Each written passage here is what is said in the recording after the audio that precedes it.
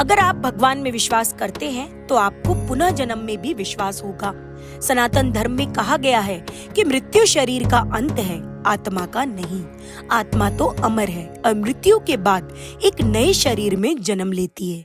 आइए एक ऐसी ही सच्ची घटना के बारे में जानते हैं।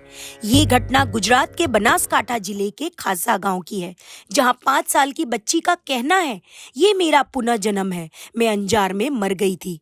परिवार गुजराती है, सब लोग अनपढ़ हैं, लेकिन 5 साल की बच्ची इतनी फर्राटेदार हिंदी बोलती है कि परिवार समेत पूरा गांव और आसपास के लोग हैरान रह गए हैं।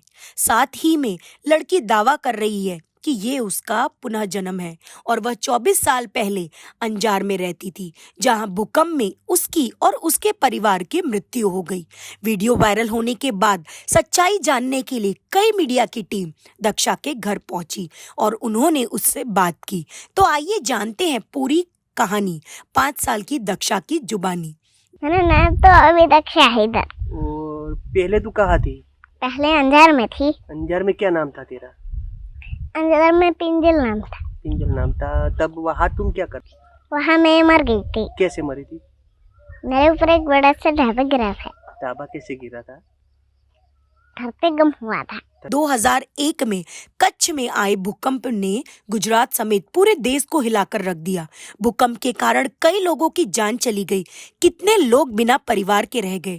आज 24 साल हो गए, शायद किसी को ये भूकंप वाली घटना याद भी नहीं थी, लेकिन बनासकांठा जिले के खासा गांव की 5 साल की बच्ची का वीडियो सोशल मीडिया पर वायरल होने के बाद वीडियो ने 24 साल पहले हुए कच्छ के भूकंप की यादें ताजा कर दी। दक्षा दावा कर रही है कि ये उसका पुनः जन्म है। प्रथम जन्म उसने कच्छ जिले के अंजार में लिया था और उसके भाई बहन माता पिता की मृत्यु भूकंप में हुई। खासा गांव के वलजी भाई पटेल के खेत में मजदूरी करने वाले जेताजी ठाकुर का एक बेटा और 2 बेटियां हैं, जिसमें सबसे छोटी बेटी 5 साल की दक्षा। जब से उसने बोलना सीखा तब से वह हिंदी में बोल रही है। उसे कुछ भी चाहिए तो वो हिंदी में ही बोलती है। अगर उसे पानी चाहिए तो वो कहती है, माँ मुझे पानी दो।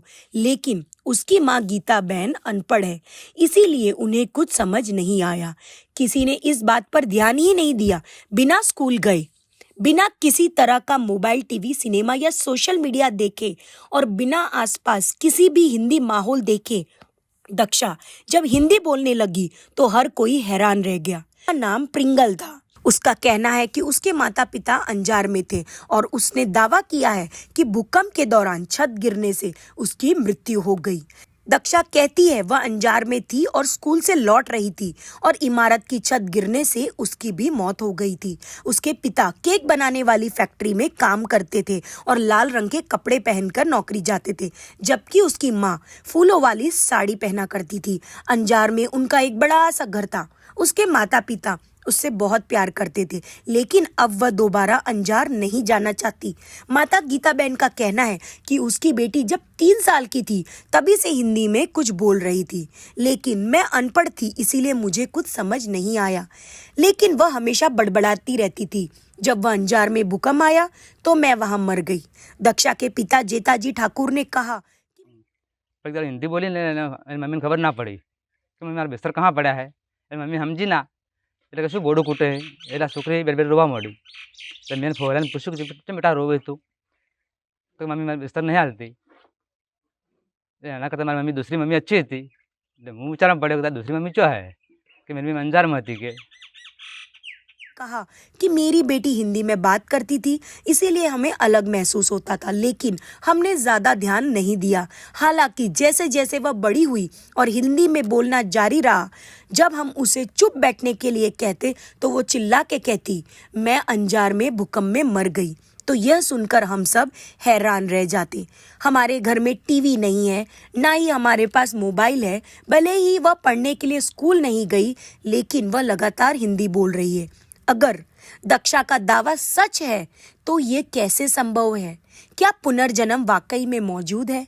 अगर उसका दावा झूठ है तो वह ऐसा क्यों कर रही है? कुछ लोग इसे चमत्कार मान रहे हैं तो कुछ इसे भगवान का संकेत मानते हैं। दक्षा की कहानी निश्चित रूप से रहस्यमय और अद्भुत है।